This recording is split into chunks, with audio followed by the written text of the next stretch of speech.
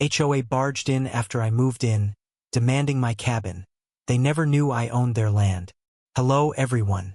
Before we begin today's story, we would like to ask you for one small favor. Please subscribe to the channel and turn on the notification bell so you will not miss any of our latest videos.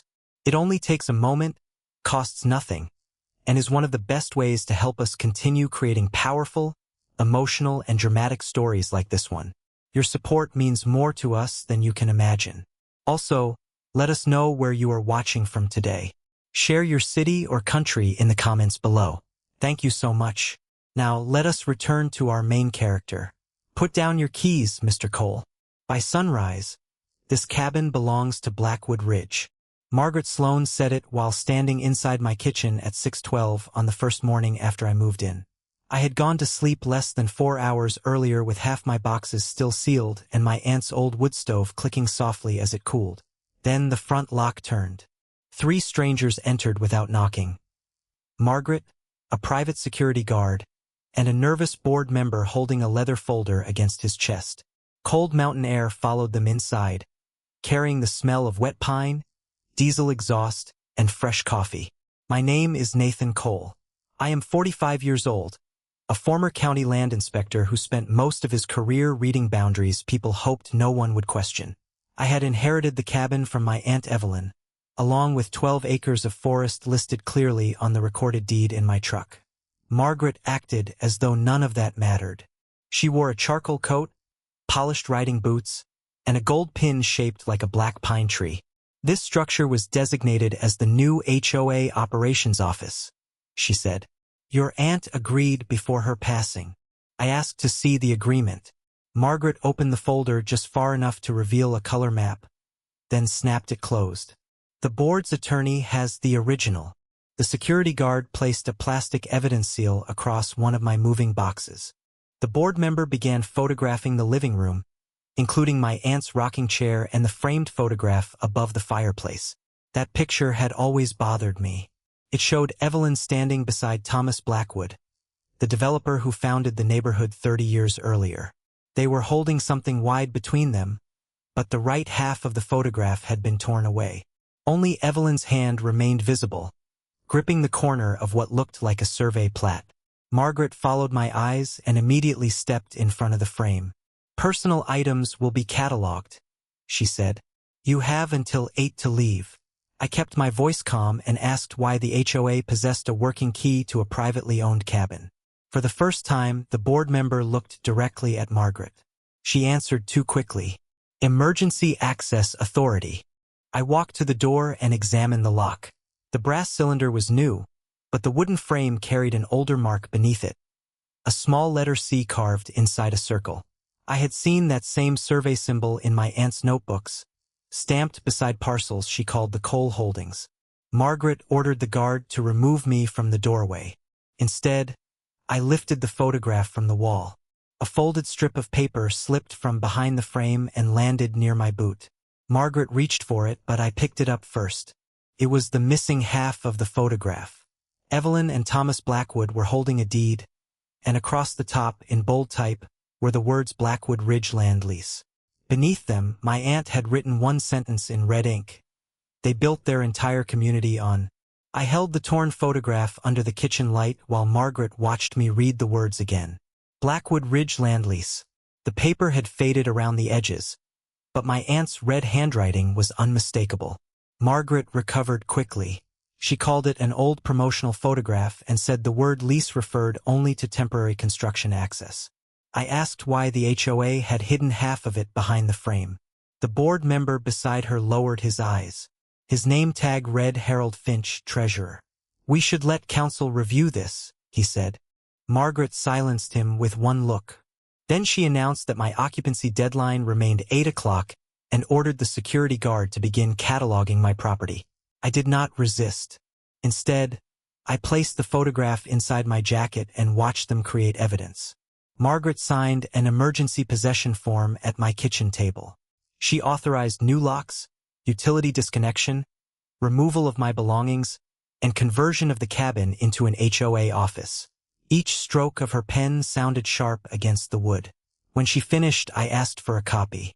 She refused until I reminded Harold that state law required notice to anyone being removed from a residence. His hands trembled as he fed the document through a portable scanner. By 7:15, a maintenance truck had arrived. Workers carried my boxes onto the porch and attached a polished sign above the door. Blackwood Ridge Administrative Center. The smell of new varnish mixed with cold cedar smoke. Margaret stood beneath the sign and began a live stream for residents. She described the cabin as abandoned community property recovered from an unauthorized occupant. Behind her, my aunt's rocking chair remained visible through the window. I stepped into the camera frame and asked one question. When did Blackwood Ridge purchase the land? Margaret smiled without answering. She displayed a digital parcel map on her tablet, showing the cabin inside HOA boundaries. I recognized the county mapping software from my years as an inspector, but the parcel identification number was wrong. It belonged to a water easement, not a residential lot.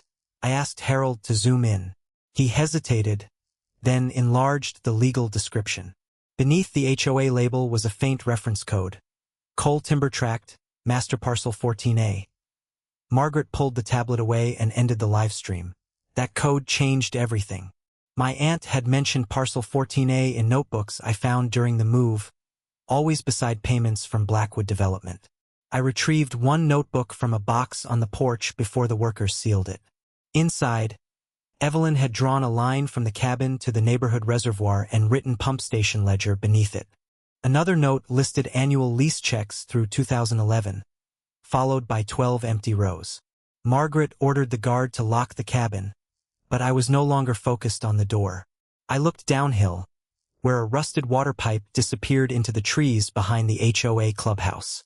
The same circled C carved beside my lock was stamped onto its valve cover. If the pump station ledger still existed, it could prove who had been paying whom, and why the payments suddenly stopped.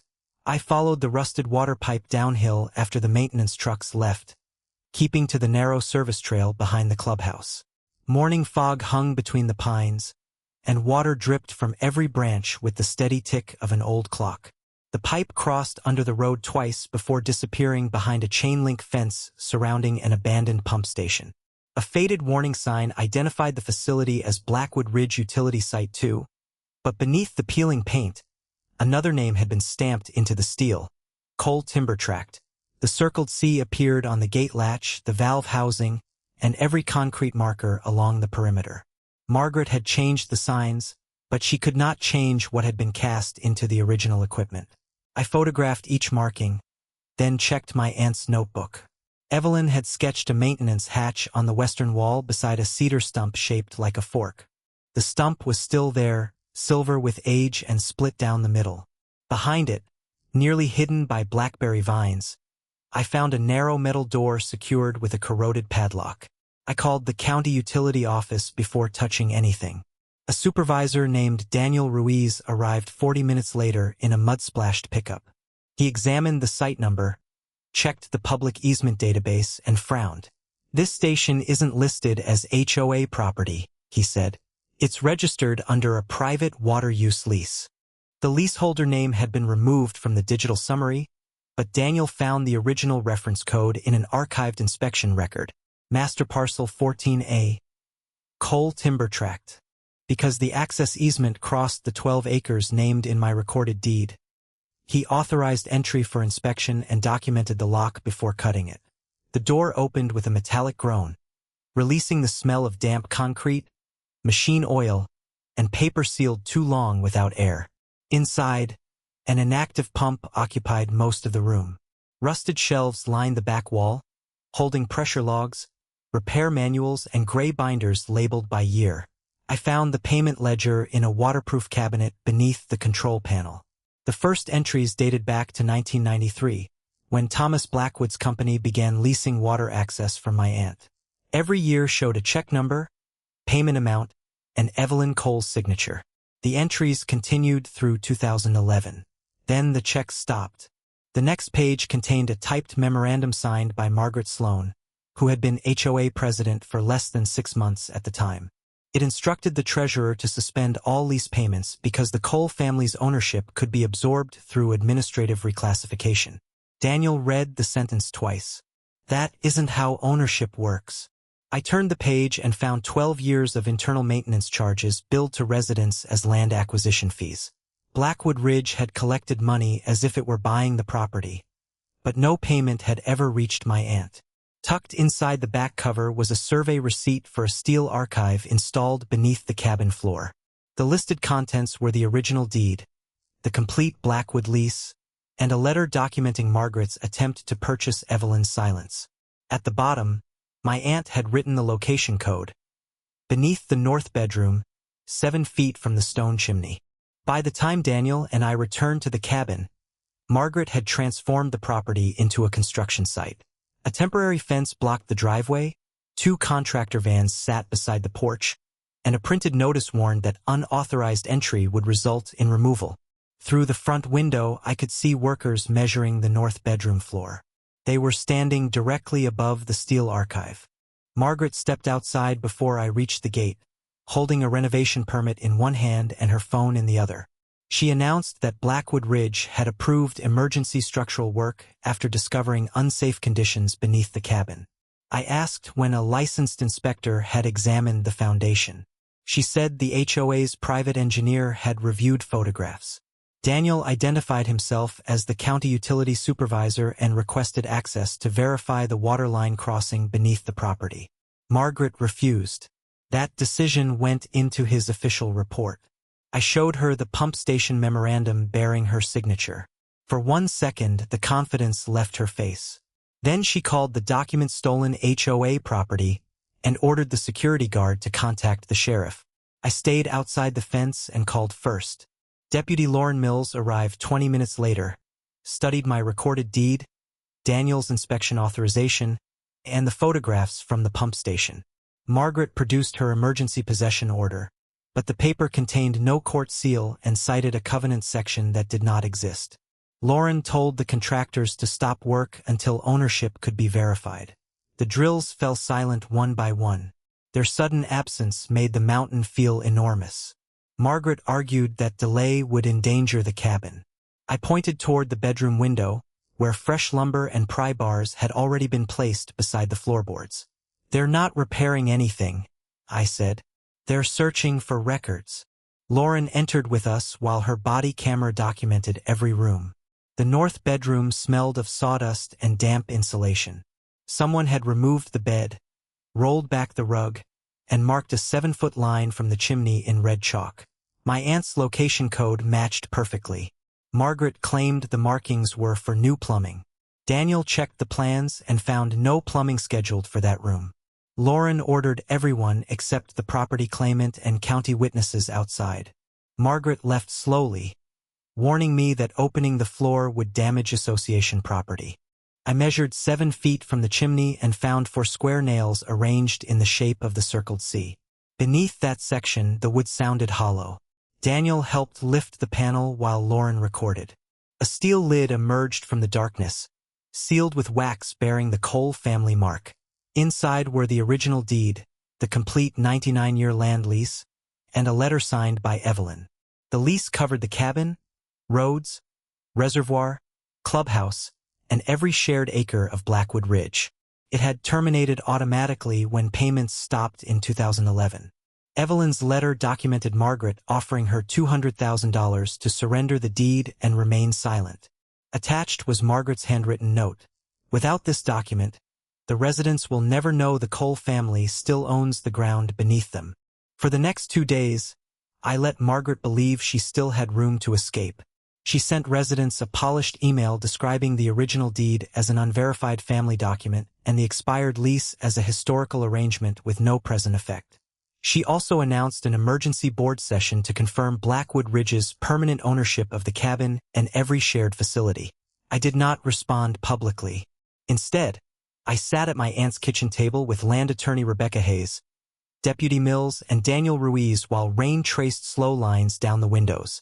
The cabin smelled of cedar dust, legal paper, and coffee reheated too many times. Rebecca examined the 99-year lease clause by clause. The language was plain. Blackwood Development had received limited rights to build homes and use specified roads, water systems, and common facilities. Ownership of the ground had never transferred.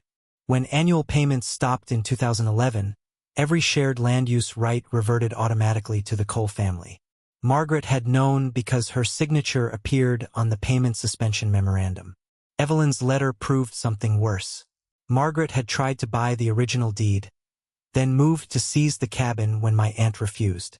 We could have confronted her immediately, but Rebecca advised patience. "Let her claim authority in writing," she said. "Every new signature removes another excuse." Margaret cooperated beautifully. By noon, she had signed a contractor agreement converting the cabin into an executive office, approved an insurance amendment naming the HOA as owner, and authorized a 20-year loan using the clubhouse as collateral. She even ordered the treasurer to certify that Blackwood Ridge held clear title to the roads and reservoir. Harold Finch sent me copies of everything. He had stopped trusting Margaret the moment he saw the land lease photograph, and the original documents finished the job. Harold also gave us access to the board's archived emails. One message from 2014 showed Margaret warning members never to mention the Cole lease during home sales. Another directed the mapping company to erase Master Parcel 14A from the public neighborhood plan. A third instructed the accountant to relabel annual resident charges as land acquisition fees even though no acquisition had occurred. The residents had paid nearly $400,000 toward land the HOA never purchased. Rebecca prepared a preservation notice for the financial records, a county filing confirming my trusteeship, and direct access agreements guaranteeing every homeowner continued use of the roads, water, and utilities. I was not going to punish families for Margaret's fraud. I was going to remove the weapon she had used against them. On the evening before the emergency meeting, Margaret returned to the cabin with a notary and 4 board members. Through the window, I watched her place a permanent transfer resolution on my aunt's table. She ordered each member to sign, claiming the vote would erase all competing ownership interests. Deputy Mills recorded every word from the porch under a court-approved evidence order. Margaret signed last, pressing her gold pen into the page with a satisfied smile. Then Harold asked her to read the legal description aloud. She did. Every boundary, road, reservoir line, and shared parcel traced back to Master Parcel 14A. She had just signed a formal claim to property registered under the Cole Land Trust, using a description copied directly from my deed. The morning of the emergency meeting, Blackwood Ridge woke beneath a line of orange survey flags. County crews had arrived before sunrise, setting tripods beside the main gate, reservoir, clubhouse, and every private road connected to Master Parcel 14A. Their radios crackled through the cold air while steel measuring poles flashed between the trees. Margaret called the survey an intimidation tactic and ordered residents not to speak with county personnel. Most ignored her. By 8, small groups had gathered along the road, watching each marker confirm what the original deed already showed. The clubhouse stood 19 feet inside Cole property. The reservoir sat entirely within the leased tract. Even the stone entrance bearing Margaret's name had been built on land my family never sold. Rebecca Hayes filed the certified deed and my trusteeship with the county recorder while Daniel Ruiz delivered the pump station ledger to the utility commission. Deputy Mills transferred the forged possession notice, insurance amendment, and recorded cabin meeting to the fraud unit. I stayed at the cabin, restoring my aunt's papers to the steel archive and waiting for Margaret's next move. It arrived at 10:17. She emailed every homeowner claiming I intended to close the roads and shut off the water unless the association surrendered to unreasonable demands. That lie was designed to create panic, but we had prepared for it. Rebecca immediately sent residents copies of the direct access agreement guaranteeing uninterrupted roads, water, utilities, and emergency services. The document required no payment beyond actual maintenance costs and gave the HOA no enforcement authority. Within an hour, 43 homeowners had signed. By noon, the number reached 71. Margaret's threat collapsed because the solution did not require her. Harold then forwarded us the board's complete financial archive. Hidden among routine landscaping bills were 12 annual transfers to a consulting company called Ridge Asset Solutions. The company's registered address matched Margaret's private real estate office. More than $180,000 in resident land acquisition fees had passed through it, even though no land had been acquired. Each payment carried Margaret's approval and a false description stating that funds were being remitted to the Cole family.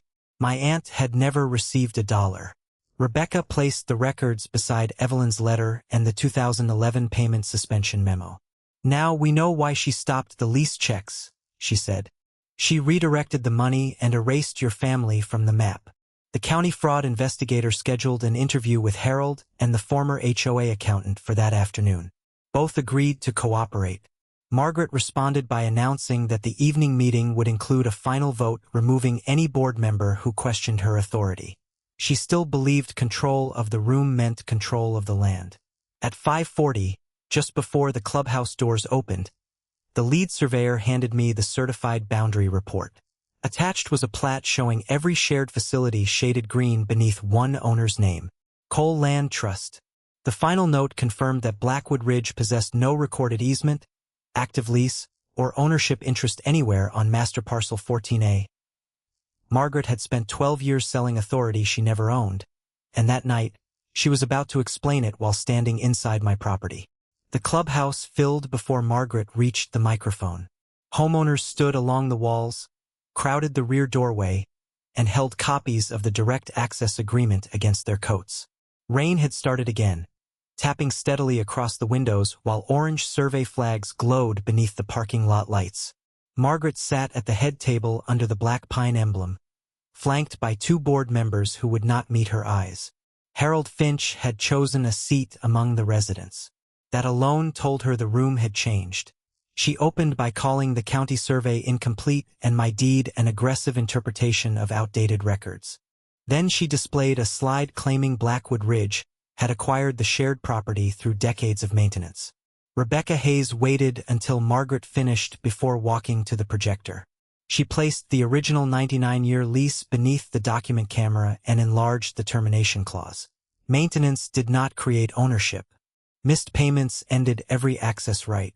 False records triggered immediate reversion to the Cole Land Trust. Margaret tried to move to the removal vote, but Daniel Ruiz stood and introduced the pump station ledger. He read the final legitimate payment from 2011, followed by Margaret's signed instructions suspending future checks. The former HOA accountant, Linda Parker, rose from the second row and confirmed that Margaret had redirected resident land fees into Ridge Asset Solutions. A county investigator displayed the company registration, bank transfers, and invoices on the screen. Margaret called the payments consulting expenses. Linda produced 12 statements describing them as remittances to the Cole family. My aunt had received none. A murmur spread across the room. Margaret struck the gavel and ordered silence, but the sound carried no authority anymore. I stepped forward with the certified boundary report. The map showed the cabin, clubhouse, reservoir, gate, and road system shaded green under Master Parcel 14A. I explained that every homeowner who signed the direct agreement would keep uninterrupted access. No roads would close. No water would stop. No family would lose a home. The only thing ending was the HOA's power to control land it never owned. More residents stood and signed while Margaret watched. Then Harold connected his laptop to the projector and opened the archived emails. One message instructed him to erase the Cole name from subdivision maps. Another warned that renewing the lease would reveal years of unpaid fees. The final recording captured Margaret saying the cabin had to be secured before Nathan found the original deed.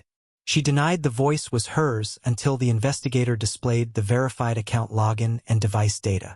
Margaret attempted to adjourn the meeting, but the board refused. The residents passed a recall motion removing her from office and authorized an independent audit of every association account. Deputy Mills then served a preservation order covering the clubhouse files and Margaret's real estate office. As investigators sealed the records room, Rebecca removed the black pine emblem from behind the board table. Beneath it, carved into the original stone wall, was the same circled C stamped across my aunt's land. The clubhouse had never merely stood within my boundary. Its foundation had been marked as Cole property before Blackwood Ridge even existed. By morning, the clubhouse no longer belonged to an HOA board. County investigators occupied the records room. An independent accountant reviewed every account, and the residents gathered in small groups beneath the porch awning, reading copies of the coal land trust agreements. The rain had stopped, but water still dripped from the roof in slow, steady beats. Margaret arrived at 8:20 in her black SUV, expecting to enter through the side office. Deputy Mills met her at the steps and explained that her access had been suspended while the fraud inquiry continued. Margaret looked past her toward me and said I had manipulated frightened homeowners into surrendering their community. I held up the direct access agreement signed by 86 families. They kept their community, I said. They removed your control. Rebecca Hayes joined us with the certified lease, the boundary survey, and the financial records from Ridge Asset Solutions. The county investigator explained that Margaret had approved false payments, altered property descriptions, and used resident fees to support ownership claims she knew were invalid. She tried to blame Thomas Blackwood, then my aunt, then Harold. None of those explanations survived the documents bearing her signature. Inside the clubhouse, Linda Parker projected 12 years of bank transfers onto the wall. Nearly $400,000 had been collected from residents under the label land acquisition. More than half had passed through Margaret's consulting company. The remainder had funded private security, legal notices, and cabin renovations designed to make the takeover look permanent. One resident asked whether their homes were in danger. I answered before Margaret could use the fear again. Their houses remained theirs. Their deeds were valid. The Coal Land Trust owned only the underlying shared tracks and infrastructure corridors that the HOA had leased. Every homeowner would receive a permanent easement tied directly to the property, with maintenance handled by a cooperative that could not issue fines, seize homes, or invent authority. The relief in the room felt physical. Shoulders lowered, voices softened. People began asking practical questions instead of frightened ones.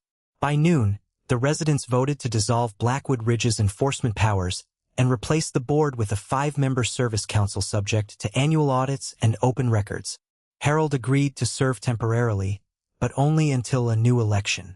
Daniel Ruiz certified continuous water access. The county approved the roads for direct easements. Rebecca filed the documents before the recorder's office closed. Margaret watched every piece of her system disappear through signatures she could not control. Then Deputy Mills returned the brass key to my cabin. The evidence team had finished photographing the steel archive, and the original deed was now stored in the county vault with a certified copy for me. I drove uphill as evening light broke through the clouds. The Blackwood Ridge Administrative Center sign had been removed, leaving 2 clean screw holes above the porch. My boxes were back inside. My aunt's rocking chair stood beside the window. On the kitchen table, investigators had left the torn photograph in a protective sleeve. I placed both halves together. Evelyn and Thomas Blackwood were smiling over the original lease, but the wider image revealed something no one had noticed before. Behind them, every road and future home site was marked within the coal boundary. In the lower corner, Thomas had written a dedication to my aunt. Blackwood Ridge exists because Evelyn Cole agreed to share her land. Never surrender it. 3 months later, the old black pine emblem came down from the entrance gate, and the original coal marker went back in its place. The Service Council voted unanimously to restore the name engraved into the stone before Blackwood Ridge existed.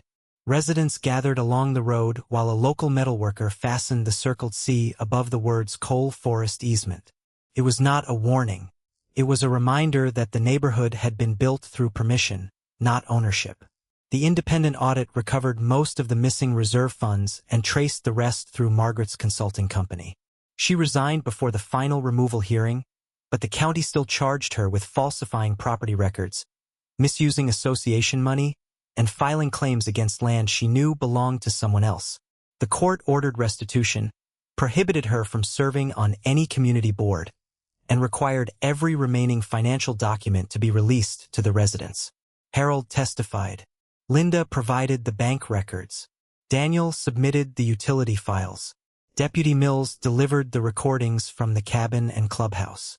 Margaret's own signatures closed every door she tried to leave open. None of the families lost their homes. That mattered more to me than any punishment. Rebecca finalized permanent easements for the roads, reservoir, gate, clubhouse, and utility lines. Each agreement was attached directly to the homeowner's deed, which meant no future president could threaten access or invent new ownership rules. Monthly costs dropped by nearly half after private security contracts, executive fees, and fake land acquisition charges disappeared. The new service council could repair roads, test water, clear snow, and maintain the gate. It could not fine anyone for porch chairs, mailbox colors, or grass measured with a ruler. I spent the spring restoring my aunt's cabin. I replaced the damaged floorboards, rehung the torn photograph, and returned the steel archive beneath the north bedroom after the county recorded every document. The Blackwood Ridge Administrative Center sign became firewood. My moving boxes finally came inside for good. One evening, I found Aunt Evelyn's old coffee tin behind the stove. Inside was a brass tag engraved with the original gate number and a note in her handwriting. Share the mountain, but never surrender the truth. I hung it beside the front door. On the first anniversary of my move, the residents held a small gathering near the pump station. Children followed the trail through the pines while their parents planted new cedar trees along the restored boundary. No speeches were planned, but Harold raised a paper cup and thanked my aunt for protecting homes belonging to people she had never met. As sunset settled across the ridge, porch lights flickered on below, one by one, across land my family had chosen to share. I locked the cabin with my own key and listened to the reservoir pumps humming through the trees. Margaret had barged in believing the cabin was the prize. She never understood that it was only the vault. The real inheritance was beneath every road, every shared building, and every home glowing in the valley. Justice did not take the neighborhood away. It gave the neighborhood back to the people who lived there and returned the land to the name that had never left it.